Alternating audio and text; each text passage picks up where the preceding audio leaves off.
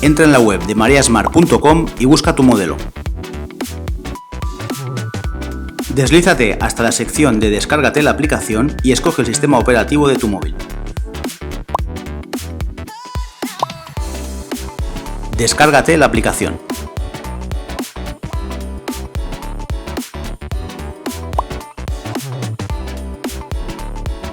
Acepta todos los permisos que te pide la aplicación.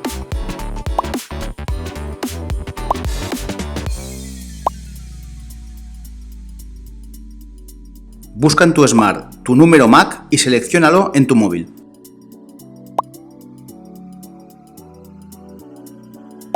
Escoge las notificaciones que deseas recibir en tu Smart. Ya puedes empezar a disfrutar de tu Marea Smart.